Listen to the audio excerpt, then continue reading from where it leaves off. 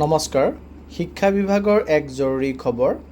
Right to education act 2009 সংশোধন হোৱাটো আপুনি বিচাৰেনে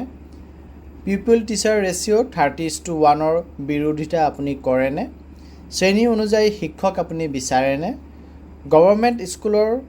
পৰিচালনা সন্দৰ্ভত আপোনাৰ মতামত কি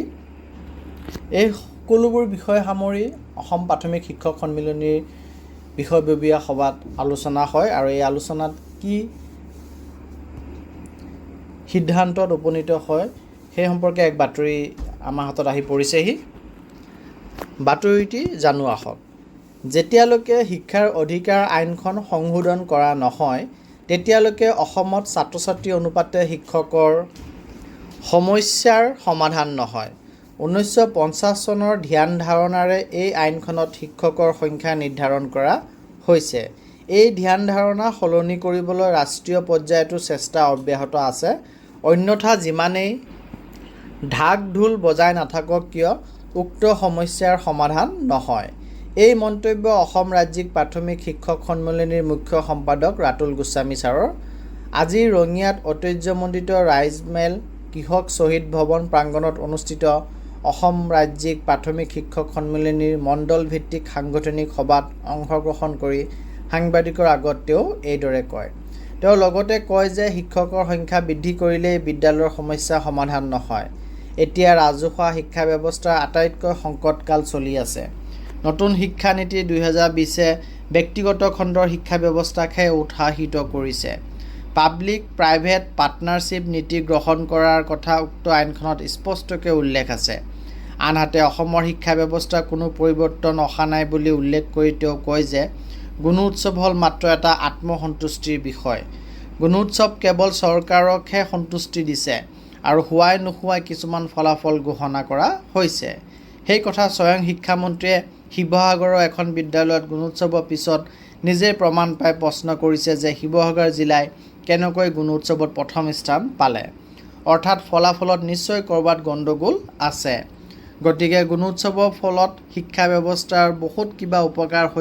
হোৱা বুলি ভাবিব নোৱাৰি যদিও গুণোৎসৱে বিদ্যালয়ৰ লগত ৰাইজৰ সম্পৰ্ক সুদৃঢ় কৰিছে সেই যোগাত্মক প্ৰভাৱৰ বাবেই সন্মিলনীয়ে ইয়াক সমৰ্থন কৰি আহিছে আনহাতে চৰকাৰী প্ৰাথমিক বিদ্যালয়ত ছাত্ৰ-ছাত্ৰীৰ সংখ্যা হ্ৰাস পোৱা সন্দৰ্ভত তেওঁ কয় যে 2008 চনত তদানীন্তন মুখ্যমন্ত্ৰী তৰুণ গগৈৰ কাৰ্যকালত গ্ৰহণ কৰা ভুল নীতিৰ আধাৰত বিদ্যালয়সমূহে যি ধৰণে একত্ৰীকৰণ কৰা হ'ল তাকে নকৰি সমগ্ৰ বিষয়টো চৰকাৰে পৰ্যালোচনা কৰাৰ প্ৰয়োজন আছিল কাৰোবাৰ সন্তান যদি বিপথে যায় তেওঁক কোনো ডিঙি টিপি হত্যা কৰিবলৈ চেষ্টা নকৰে বৰণ তেওঁক ভাল কৰিবলৈহে চেষ্টা কৰে অসমৰ ৰাজহুৱা বিদ্যালয়সমূহত যদি ছাত্ৰ-ছাত্ৰীৰ অভাৱ হৈছে তাৰ কাৰণ বিশ্লেষণ কৰা যোগ্যতা আছিল কিন্তু তাকে নকৰি যধে মধে কিছুমান সৎকাৰী সিদ্ধান্ত গ্ৰহণ কৰা হ'ল আনহাতে তেওঁ শিক্ষাবৰ্ষৰ সময়সূচী জানুৱাৰীৰ পৰা ডিচেম্বৰলৈ পৰিৱৰ্তন কৰিবলৈ দাবী জনাই কয় যে সন্মিলনীয়ে পূৰ্বৰে পৰাই এই দাবী উত্থাপন কৰি আহিছে কিয়নো অসমৰ ভৌগোলিক পৰিস্থিতি অনুসৰি সেই সময়সূচীহে উপযুক্ত আগতেও অসম চৰকাৰে এনে কৰিছিল যদিও আকৌ সময়সূচী সলনি কৰিবলৈ বাধ্য হৈছিল আনহাতে পুৰণি পেঞ্চন নীতি বাহালৰ দাবীত সন্মিলনীয়ে ৰাষ্ট্ৰীয় পৰ্যায়ত আন্দোলন কৰিবলৈ বদ্ধপৰিকৰ বুলিও তেওঁ স্পষ্ট কৰি দিয়ে গোস্বামীয়ে লগতে কয় যে 1949 চনত গঠিত অসমৰ অন্যতম পুৰণি শিক্ষক সংগঠন অসম ৰাজ্যিক প্ৰাথমিক শিক্ষক সন্মিলনীৰ অধীনৰ লক্ষাধিক শিক্ষক শিক্ষয়িত্ৰীৰ সমস্যাৰ লগতে অন্যান্য শৈক্ষিক সমস্যা এতিয়াও সমাধান হোৱা নাই বিশেষকৈ শিক্ষক শিক্ষয়িত্ৰীসকল বেছিভাগ সময় শ্ৰেণীকোঠাৰ বাহিৰত থাকিবলগীয়া পৰিস্থিতিৰ সৃষ্টি হোৱাত ছাত্ৰ-ছাত্ৰীসকলক শৈক্ষিক দিনপঞ্জী অনুসৰি পাঠদান কৰাত ব্যাঘাত ঘটিছে ৰাজহুৱা শিক্ষানুষ্ঠানসমূহলৈ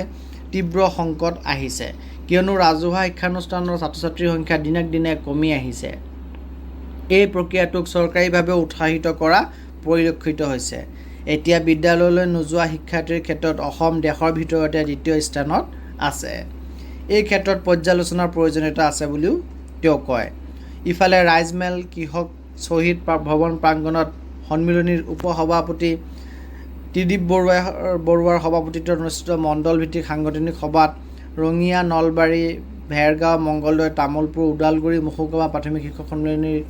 সভাপতি সম্পাদকসকলে বিগত সময়ছোৱাত তেওঁলোকে কৰা কাম কাজৰ বিষয়ে আলোকপাত কৰাৰ লগতে সাংগঠনিক ক্ষেত্ৰত তেওঁলোকে সন্মুখীন হোৱা বিভিন্ন প্ৰত্যাহ্বানৰ বিষয়ে কয়। মংগলদৈ